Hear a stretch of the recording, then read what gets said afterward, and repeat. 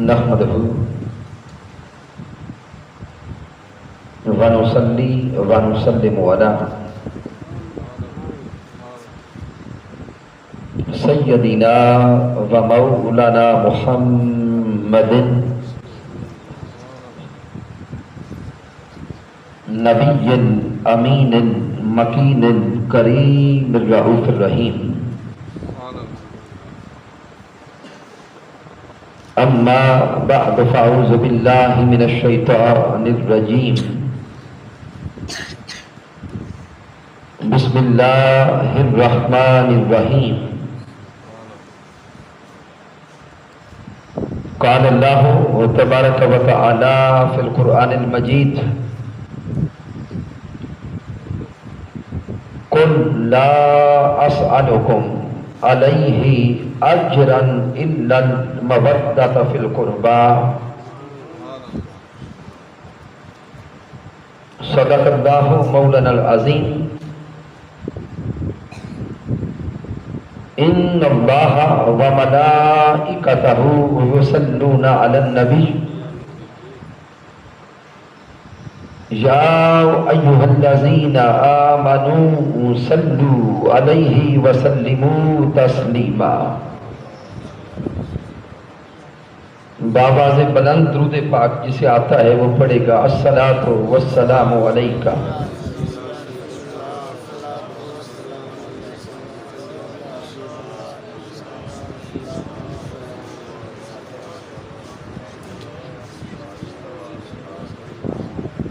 اللہ رب العزت کی توفیق سے اور تاجدار کائنات صلی اللہ علیہ وآلہ وسلم کے نعلین پاک کے تصدق سے میاں چنوں کے اس خوبصورت علاقہ میں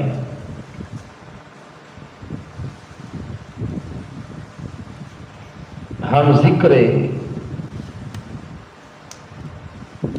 امام حسین علیہ السلام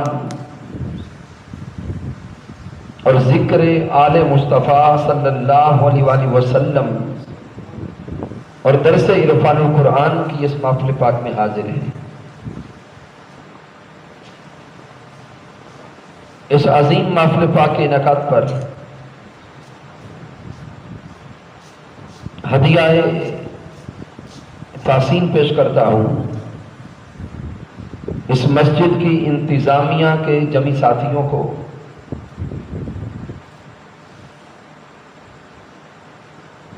جناب محترم علامہ اجمل صاحب کو، جناب محترم وکیل طور صاحب اور تحریک منہاج القرآن کے ضلعی قائدین محترم محمد ریاض صاحب، جناب محترم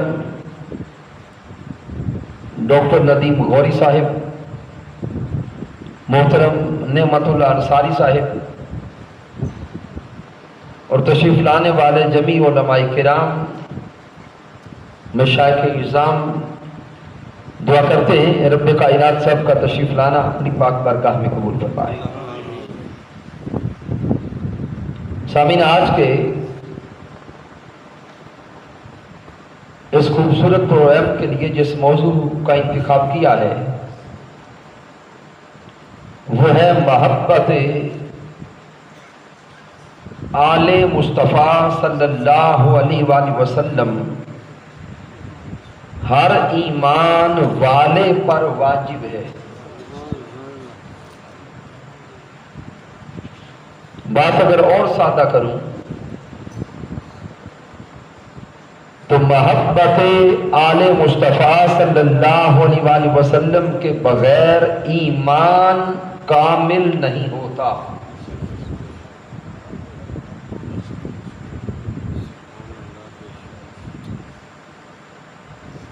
سامعین، جب ذکر آل مصطفیٰ صلی اللہ علیہ وآلہ وسلم کرتے ہیں تو بعض لوگوں کے ذہنوں میں تشکیک اور شبہات پیدا ہوتے ہیں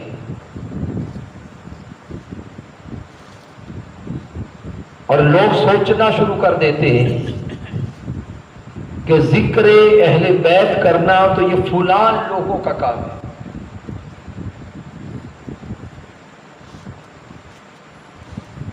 اور اسی طرح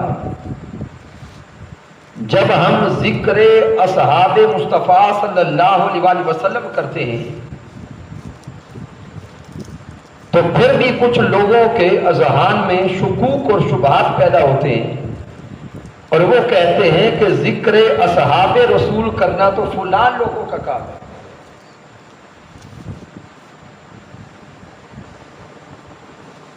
تو گویا اگر ہم تھوڑا غور اور فکر کریں تو ہم نے ان عقائد اور اذکار کو بھی تقسیم کر دیا. اگر کوئی عقیدہ توحید پہ زور دیتا ہے تو ہم کہتے ہیں کہ یہ فلاں ہے. اگر کوئی عقیدہ رسالت مآب صلی اللہ علیہ وآلہ وسلم پہ زور دیتا ہے تو ہم کہتے ہیں کہ یہ فلاں ہے. اگر کوئی ذکر اصحاب رسول صلی اللہ علیہ وآلہ وسلم پہ زور دیتا ہے تو کچھ لوگ کہتے ہیں یہ فلاں ہے. اسی طرح اگر کوئی ذکر آل مصطفیٰ کرتا ہے, ذکر مولا علی شیر خدا کرتا ہے, ذکر حضرت سیدہ فاطمہ الزہرا کرتا ہے اور ذکر حسن حسین کرتا ہے تو بعض کہتے ہیں فلاں ہو گیا. ارے ایمان والوں اور مسلمان کہلانے والوں, مومن ہونے کا دعویٰ کرنے والوں, ان سارے اذکار کو فلاں فلاں کے کھاتے میں نہ ڈالو. مومن کوئی انسان بنتا ہی تب ہے جب ان سارے اذکار کو اور ان ساری محبتوں کو, ساری چاہتوں کو درجہ بدرجہ اپنے سینے میں سجاتا ہے.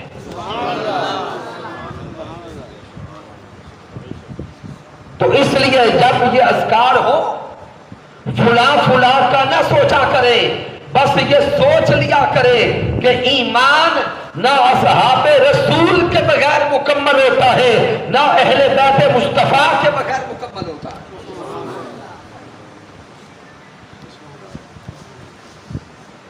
اب آئیے قرآن مجید فرقان حمید کی جو آیہ مبارکہ تلاوت کرنے کا شرف حاصل کیا. یہ سورہ شورا ہے اور اس آیہ مبارکہ میں مالک کائنات فرما رہا ہے قل لا اسألکم علیہ اجرا الا المودۃ فی القربى. رب کائنات فرماتے ہیں محبوب مکرم آپ فرما دیں اے میری امت اور مخاطبین اول حضور کے سامنے صحابہ تھے. اللہ فرماتے ہیں میرے حبیب ایمان والوں سے فرما دے میں تم سے اس پر کوئی اجر طلب نہیں کرتا. میں تم سے اس پر کوئی اجر طلب نہیں کرتا. الا المودۃ فی القربى, ہاں فقط اتنا چاہتا ہوں کہ میرے اقربا سے, میری آل سے اور میری اہل بیت سے مودت کرتے رہنا.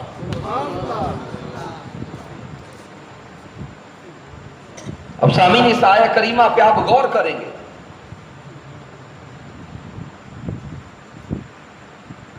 جب آقا علیہ الصلوۃ والسلام فرما رہے ہیں کہ میں اس پر علیہ, اس ہی ضمیر پہ اگر غور کریں تو ذہن میں سوال پیدا ہوتا ہے حضور آپ کس پر کوئی اجر طلب نہیں کرتے. تو تفاسیر کا مطالعہ کریں. آئمہ تفسیر بیان کرتے ہیں کہ حضور فرما رہے ہیں میں تبلیغ رسالت پر کوئی اجر طلب نہیں کرتا. کس پر؟ تبلیغ رسالت پر کوئی اجر طلب نہیں کرتا. اور وہ تبلیغ رسالت کیا ہے؟ حضور سمجھا یہ رہے ہیں اے انسانوں, اے ایمان والوں, جو میں نے تمہیں رب سے جوڑا ہے رب کے ساتھ جوڑنے پر کوئی اجر طلب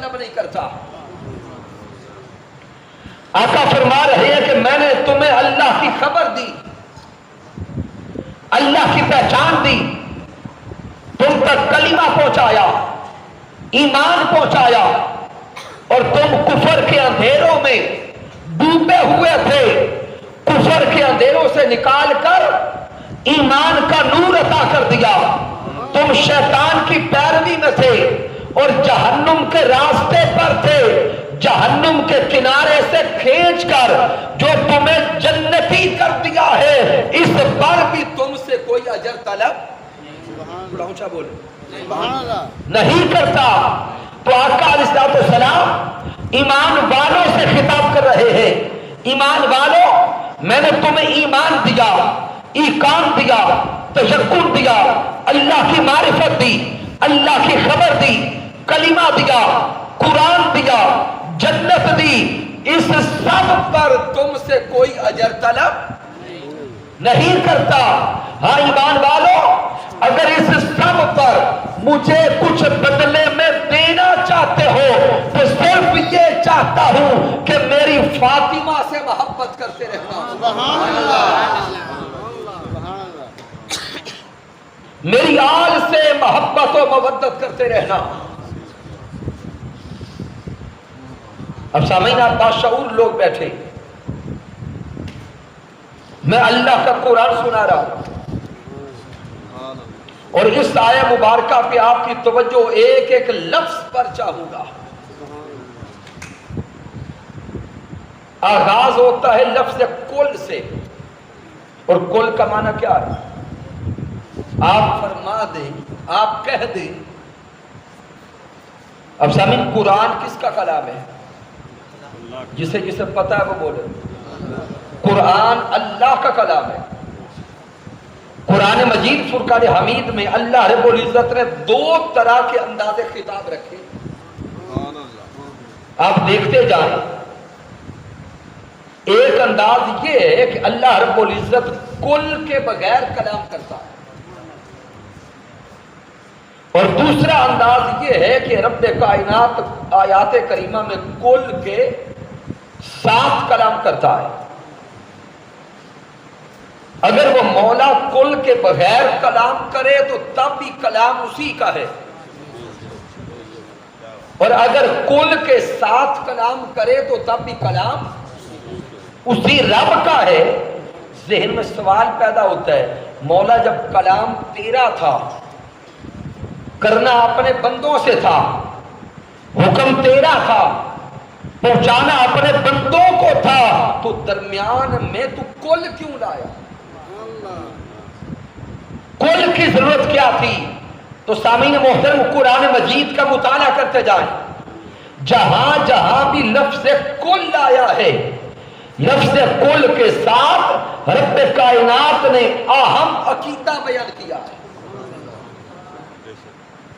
اور جن جن احکامات کے آغاز میں لفظ کل آیا، اور جن جن آیات مبارکہ میں کل آیا، کل جب آتا ہے تو کل آنے والے حکم میں تاکید پیدا کرتا ہے۔ کل کا فائدہ کیا ہے؟ کل تاکید پیدا کرتا ہے۔ دیکھتے جائیں، مالک کائنات نے جب قرآن میں عقیدہ توحید کو بیان کرنا چاہا، عقیدہ توحید کو بیان کرنا چاہا، تو رب کائنات فرماتا ہے کل هو اللہ احد۔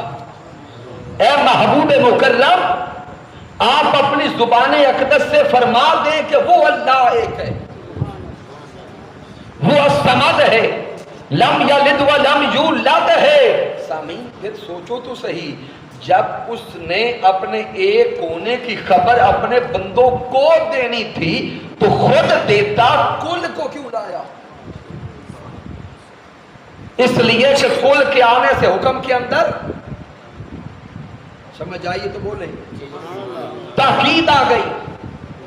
اسی طرح جب رب کائنات نے عقیدہ رسالت سمجھانا چاہا،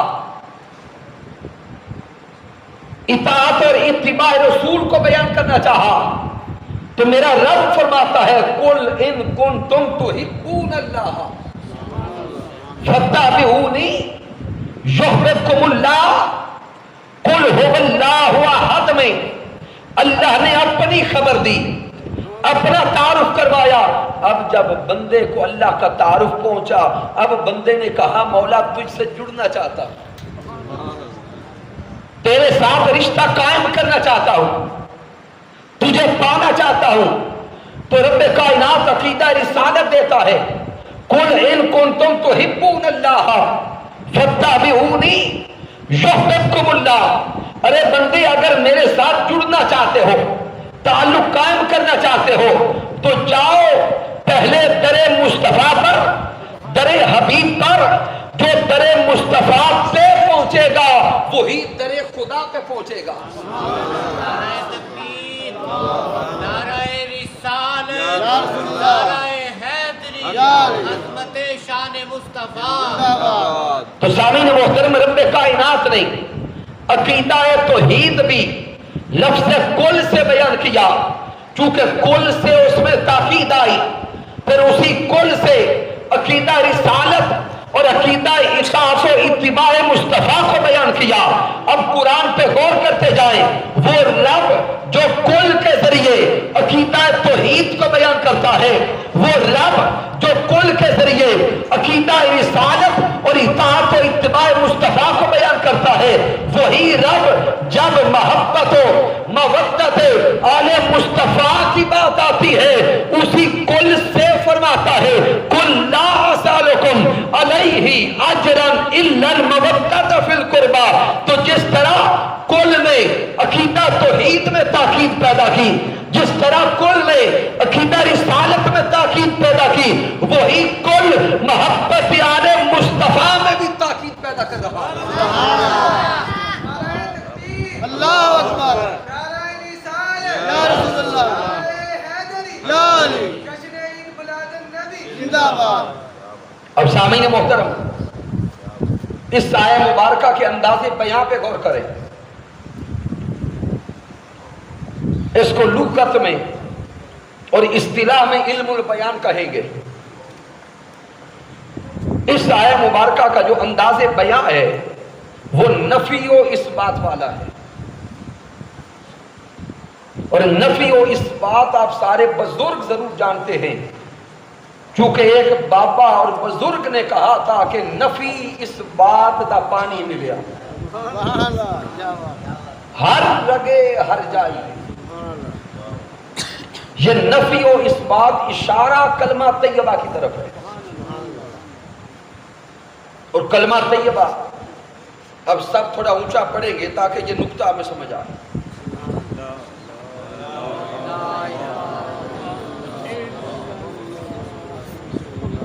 اب دوبارہ پڑھیں گے، لا الہ الا اللہ۔ صرف ان کلمات پہ غور کریں اور اس کے ترجمہ پہ توجہ کریں۔ لا الہ، نہیں ہے کوئی معبود، سبحان اللہ، سارے کے سارے معبودان باطلہ کی نفی کر دی۔ الا اللہ، سوائے اللہ کے۔ اب سامعین میں آپ سے ایک سوال کرتا ہوں، اگر اللہ رب العزت نے اپنی معبودیت کو بیان کرنا تھا، اپنی خدائی کو بیان کرنا تھا، تو اگر رب صرف اتنا بتا دیتا کہ بس میں ہی خدا ہوں، لا الہ پہلے نفی نہ کرتا اور صرف اتنا اعلان کر دیتا میں رب ہوں، میں خالق ہوں، میں معبود ہوں، میں رب ہوں، تو سامعین محترم کیا اس سے اللہ کے رب ہونے کا پتہ چلتا یا نہ چلتا؟ چل جاتا، لیکن ایک کمی رہ جاتی۔ اگر رب کائنات صرف اپنے رب ہونے کا اعلان کرتا اور لا الہ انداز نفی نہ اپناتا تو مفہوم یہ رہ جاتا کہ اللہ تو رب ہے لیکن کوئی اور بھی رب ہو سکتا ہے۔ توجہ کیجئے گا اس نقطے پر، اگر سارے کے سارے معبودان باطلہ کی نفی نہ فرماتا، اگر لا الہ نہیں ہے کوئی معبود یہ کلمات نہ ہوتے تو ذہن میں اشارہ شک اور شبہ رہ سکتا تھا، اللہ تو رب ہے ہی لیکن کوئی اور بھی ہو سکتا ہے۔ تو رب کائنات نے پہلے کسی اور کے ہونے کے شک کو مٹایا،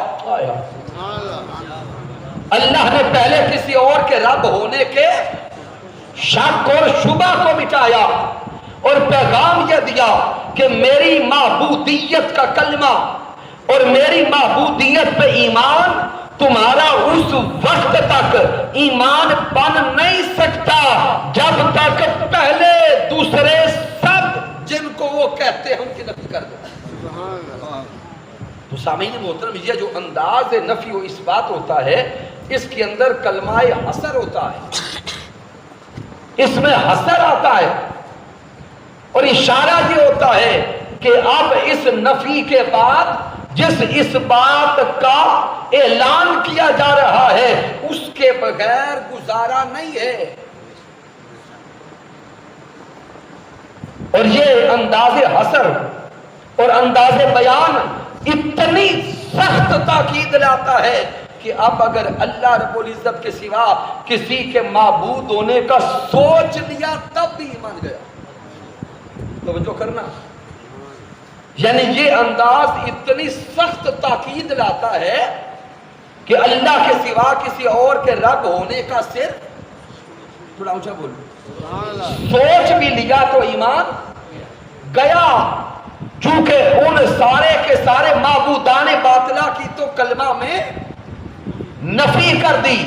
اب توجہ کیجیے گا اس راز پر کہ وہ رب کائنات جس نے جب کلمہ طیبہ دینا چاہا، اپنی توحید کو بیان کرنا چاہا، الوہیت کو بیان کرنا چاہا، ربوبیت کو بیان کرنا چاہا، تو انداز نفیو اس بات لایا۔ اسی رب نے جب حضور کی شان رحمت کو بیان کرنا چاہا تو وہی انداز نفی و اس بات لایا۔ رب فرماتا ہے وَمَا أَرْسَلْنَاكَ إِلَّا رَحْمَةً لِلْعَالَمِينَ، محبوب ہم نے آپ کو نہیں بھیجا سوائے عالمین کے لیے رحمت بنا کر۔ اب اگر کوئی ذہن میں سوچ بھی لے کہ حضور فلاں کے لیے رحمت ہیں فلاں کے لیے نہیں ہیں، اگر سوچ بھی لیا کہ فلاں کے لیے رحمت نہیں ہے تو تب بھی ایمان خطرے میں گیا۔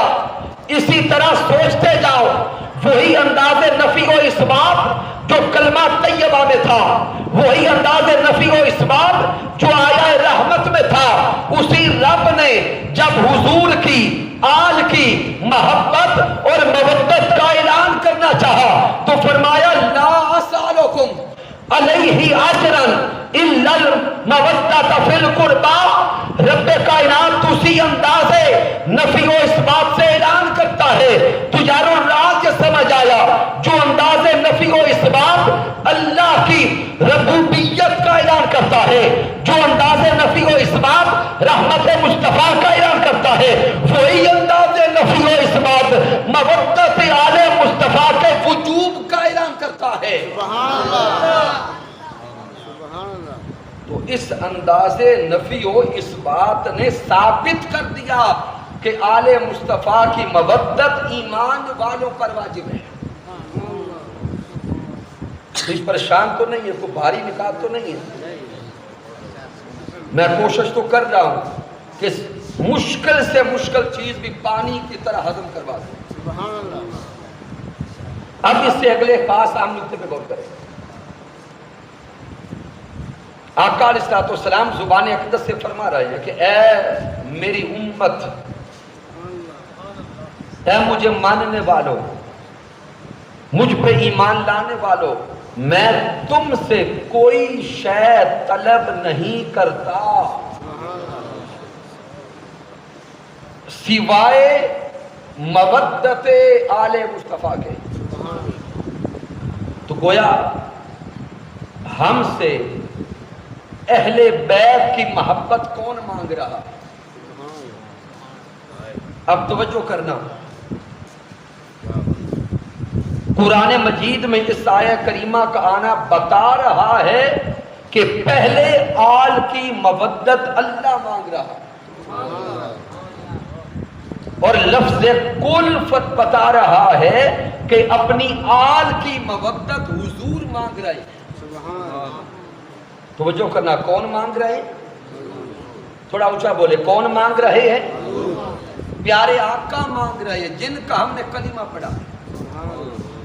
اب حضور کی محبت, بچے توجہ ادھر کریں, آقا علیہ السلام کی چاہت اور حضور کے عشق کا دعویٰ کرنے والے غور کریں گے. اپنی آل کی محبت و مودت ہم سے ہمارے نبی مانگ رہے ہیں, ہمارے محبوب مانگ رہے ہیں.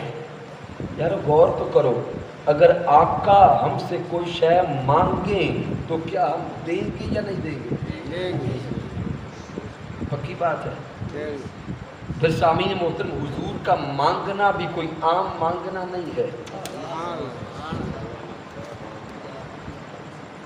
غور کریں, جب اولاد اپنے باپ سے کچھ شے مانگتی ہے تو اولاد کے مانگنے کا درجہ اور ہے,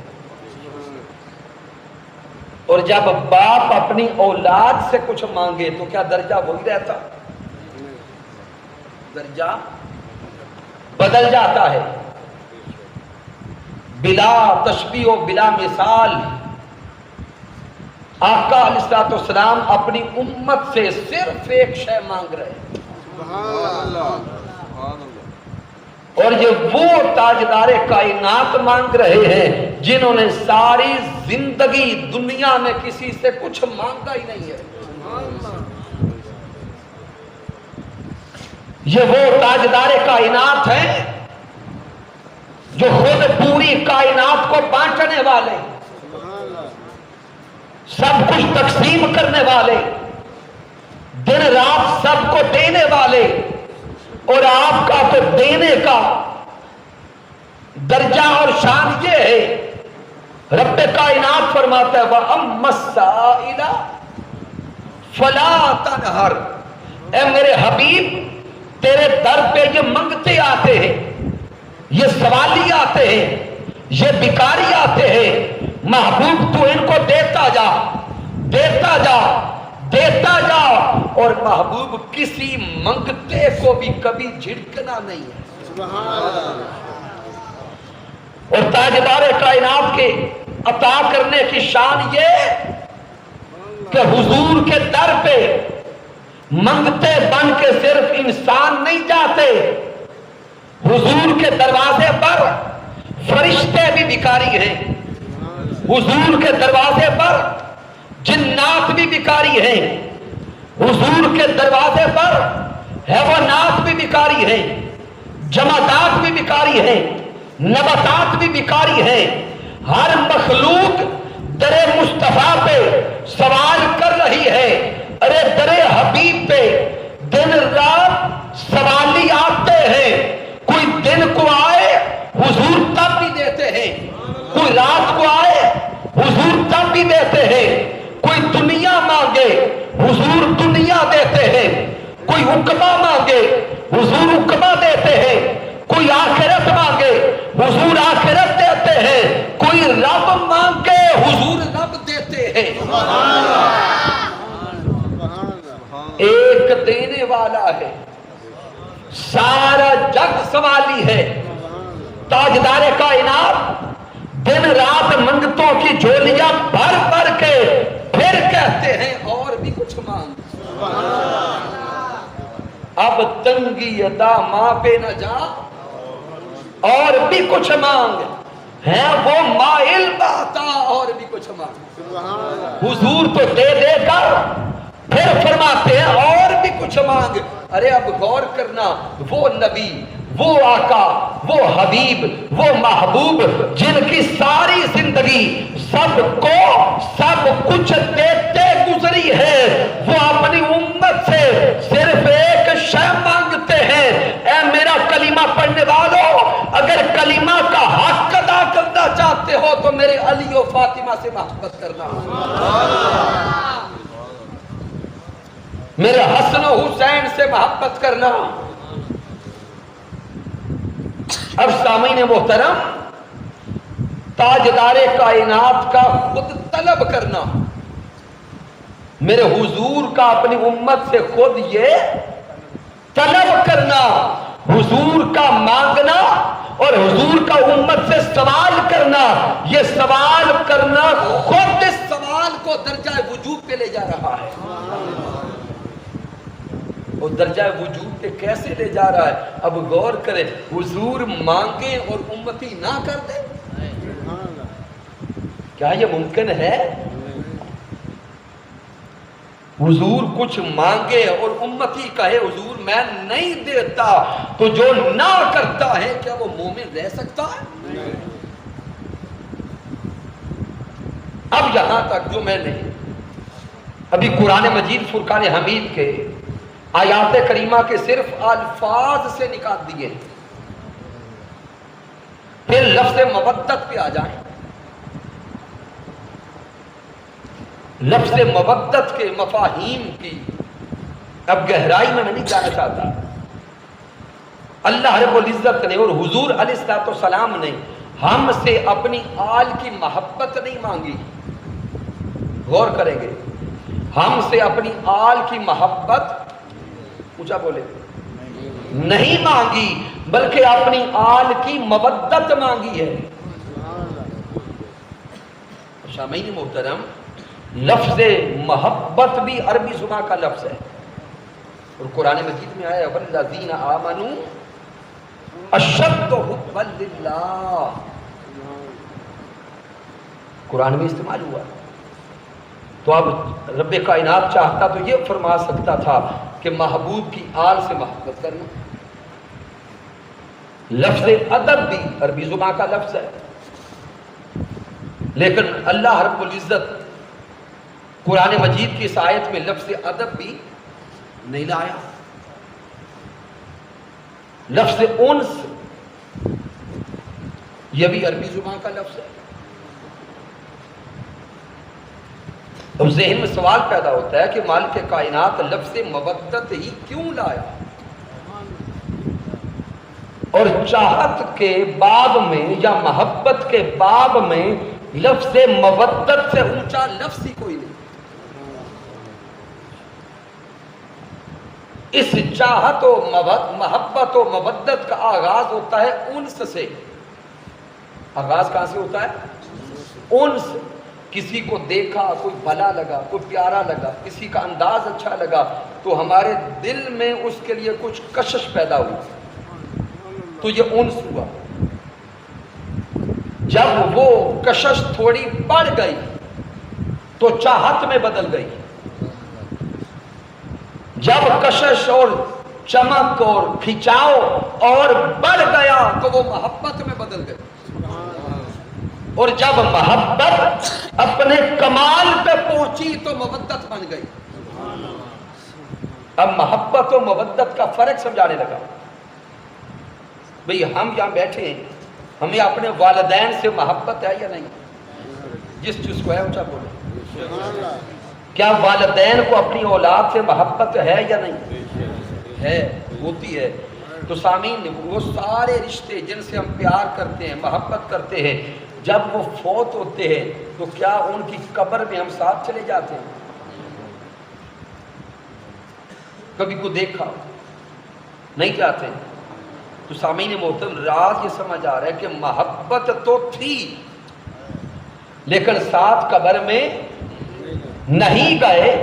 تو سمجھ آئی کہ محبت وہ درجہ ہے جس کے بغیر زندگی کا گزارا ہو جاتا ہے،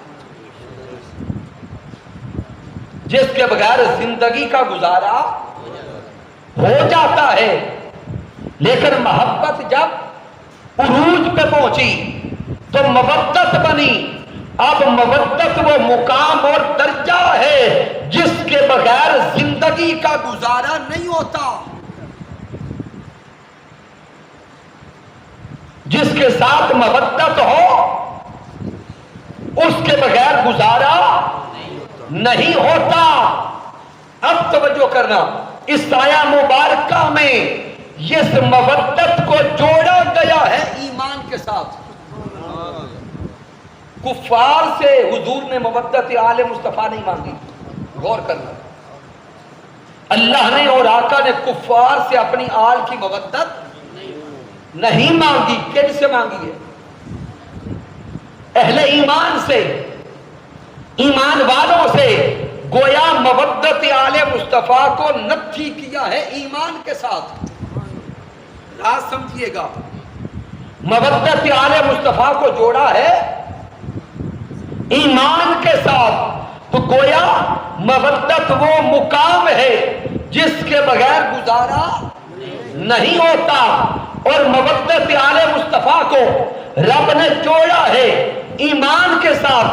تو گویا راز سمجھ آ رہا ہے, ارے جہاں جہاں بھی ایمان ہوگا وہاں وہاں پر مودت آل مصطفیٰ بھی ہوگی.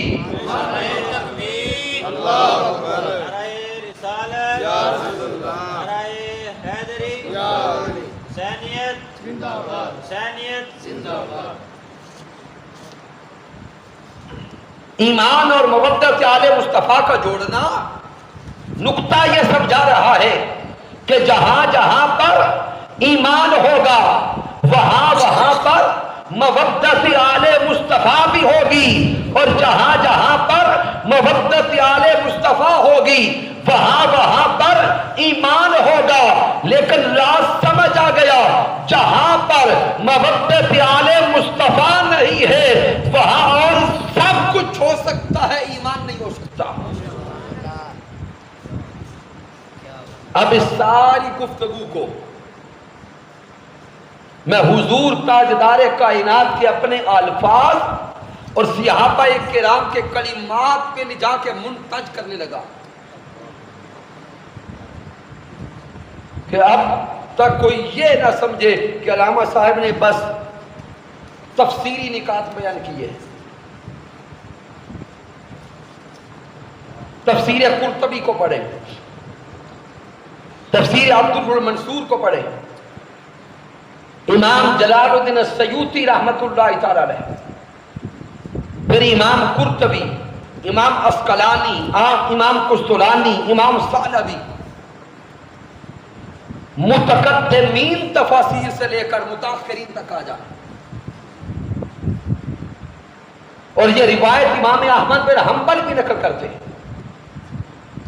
اور اگر کسی کو مزید دلائل چاہیے تو حضور شیخ الاسلام کی کتاب قرابۃ النبی, اس کتاب کا مطالعہ کریں تو اس آیہ کریمہ کے تناظر میں کثیر دلائل آپ کو مل جائے گا. سامعین محترم, جب یہ آیہ کریمہ نازل ہوئی, لما نزلت هذه الآیہ, جب یہ آیہ کریمہ حضور پہ اتری, صحابہ کرام اکٹھے ہو کے حضور کے دروازے پہ گئے. میں اپنے پیغام پہ جا کے گفتگو ختم کر دوں گا, راز سمجھ آئیے گا. جب یہ آیہ کریمہ نازل ہوئی, صحابہ کرام اکٹھے ہو کے کہاں گئے؟ کیا بولے؟ حضور کے دروازہ اقدس پر. اور صحابہ حضور سے جا کے ایک سوال کرتے ہیں, جاگتے رہیے گا. صحابہ آقا سے سوال کرتے ہیں کہ سونے آقا, یہ جو آیہ کریمہ نازل ہوئی اس کے تناظر میں ہمیں ایک راز سمجھا دیں. من قرابتک هؤلاء الذین وجبت علینا مودتہم. اے سونے آقا, یہ جو آیہ مودت اتری ہے اس کے ذیل میں ہمیں بتا دیں وہ آپ کے اہل قرابت کون ہیں جن کی مودت اللہ نے ہم پہ واجب کر دی ہے. سبحان اللہ. سامعین, یہ سوال صحابہ کا ہے, صیغہ جمع کا ہے. تو گویا آقا علیہ السلام کے در اقدس پہ کوئی دو صحابہ نہیں گئے, 3 یا 3 سے زیادہ گئے. اور صحابہ کرام کا استدلال دیکھے اس آیہ کریمہ سے, من قرابتک هؤلاء الذین وجبت لفظ واجب یہ ہم اپنی طرف سے نہیں لا رہے، یہ اس آل کی محبت کا واجب ہونا یہ صحابہ بیان کر رہے ہیں۔ جب حضور سے صحابہ سوال کرتے ہیں آگے حضور بھی صحابہ کو یہ نہیں کہتے کہ اے صحابہ کیا تم وجوب کا معنی لے رہے ہو؟ نہیں، معنی کوئی اور ہے۔ تو گویا صحابہ کرام کا حضور کے سامنے بیان کرنا اور آقا علیہ السلام کا ان الفاظ کو قبول کرنا ثابت یہی کر رہا ہے کہ جس آل کا ذکر بعد میں آقا کریں گے ان کی محبت و مودت ہر کلمہ پڑھنے والے پر واجب ہے۔ اب اپنے دل پہ ہاتھ رکھ کے نام سنیے گا، ایمان تازہ ہوگا۔ میرے آقا نے جب صحابہ سے سن لیا کہ صحابہ کا سوال کیا ہے، آقا جواب دیتے ہیں صحابہ اب میری آل کے نام سن لو، سمجھ لو، علی جن آئے ہائے علی جن و فاطمہ و ابناہما، وہ میری اہل بیت جن کی مودت ہر کلمہ گو پر واجب ہے، ان میں ایک میرا علی ہے،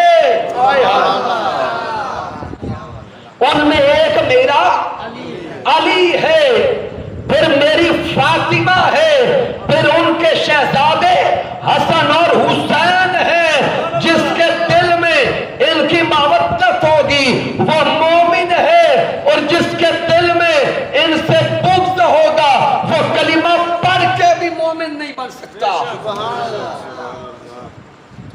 تو محبت و مودت آل مصطفیٰ کے بغیر ایمان من میں اترتا ہی نہیں ہے۔ اس لیے جب ذکر آل مصطفیٰ ہو گھبرایا نہ کرو، جب ذکر آل مصطفیٰ ہو چہروں پہ پریشانی نہ لایا کرو، ذکر آل مصطفیٰ کرنا تو حضور کے اپنے حکم میں شامل ہے۔ اور جب نعرہ حیدری لگتا ہے، علی علی ہوتی ہے، لوگ پریشان ہو جاتے ہیں، اختتام کی طرف آنے لگا۔ یہ علی علی کرنا یہ صرف آج ہمارا کام نہیں ہے، یہ علی علی خود محمد مصطفیٰ کرتے گئے۔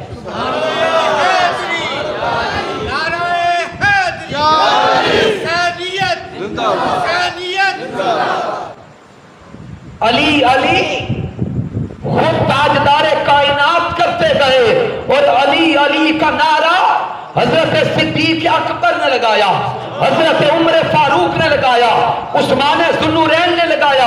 ارے دیگر صحابہ کو دیکھو، صحابہ خود کہتے ہیں جب دور خارجیت آیا، جب یہی ذکر علی پہ چہرہ بگاڑنے والے عام ہونے لگے، تو حضور کے صحابہ بیان کرتے ہیں کہ ہم اس دور میں ذکر علی سے ایمان اور منافق کی پہچان کیا کرتے تھے۔ صحابہ اور تابعین تبع تابعین بیان کرتے ہیں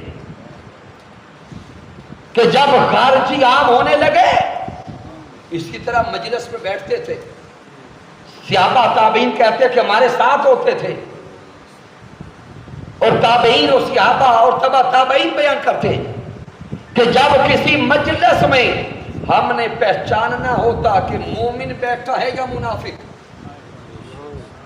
کیا مومن یا منافق، تو مومن یا منافق پہچاننے کے لیے اللہ کی توحید کا نعرہ نہیں لگاتے تھے،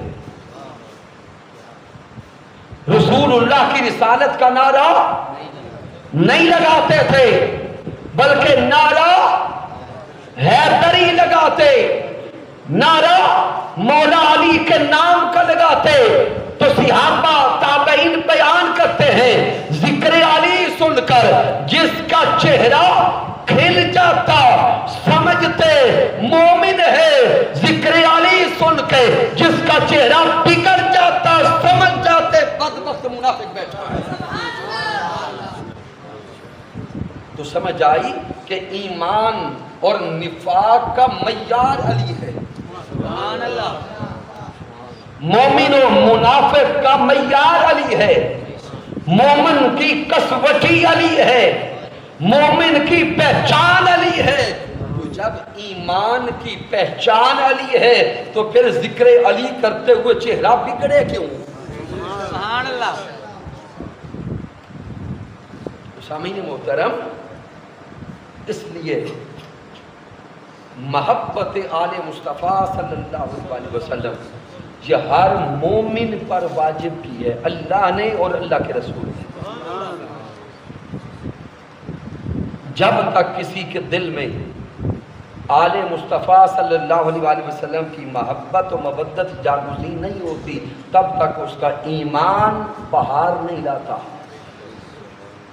آئیے آج کے درس عرفان القرآن سے یہی پیغام لے کے جائیں کہ بالخصوص یہ مہینہ ذکر آل مصطفیٰ کا ہے اور ذکر شہدائے کربلا کا ہے. اس لیے کوشش کریں کہ یہ ایام بڑے ادب اور احترام سے گزاریں. اپنے گھروں میں ذکر آل مصطفیٰ کی محفل کا انعقاد کریں. اپنی اولادوں میں بیٹھ کر حضور کا اور حضور کی آل کا ذکر کریں. اصحاب کا ذکر بھی کریں تاکہ اپنی آل کو, اولاد کو, گھر والوں کو پتہ تو چلے کہ حضور کی شہزادی فاطمہ کا مقام کیا ہے.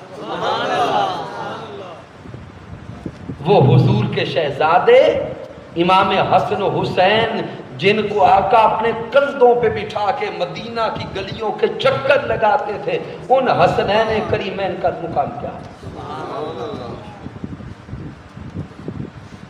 رب کائنات کی بارگاہ اقدس میں دعا کرتے کہ اللہ رب العزت ہمارے درس عرفان القرآن کو اپنی بارگاہ اقدس میں قبول فرمائے. جن ساتھیوں نے اس کے لیے محنت کی, کاوش کی, اہتمام کیا, رب کائنات سب کی محنتیں اپنی پاک بارگاہ میں قبول فرمائے. کی محمد سے وفا تو نہیں تو ہم تیرے ہیں, یہ جہاں چیز ہے کیا, لوح و قلم تیرے ہیں. میں نے جو کچھ بیان کیا اگر اس میں کوئی کمی ہے, کوئی کجی ہے, کوئی غلطی ہے تو مجھے ناچیز کی طرف سے رب کائنات معاف فرمائے. اگر اس میں کوئی اچھائی و کمال ہے تو اللہ کی عزت کی قسم میرا کوئی کمال نہیں, یہ میرے اللہ کا کرم ہے, آقا علیہ السلام کی رحمت ہے, اور میرے قائد, میرے مربی, میرے استاذ حضور شیخ الاسلام ڈاکٹر محمد طاہر القادری مدد اللہ علی کی صحبت کا فیضان ہے. وما علینا الا البلاغ.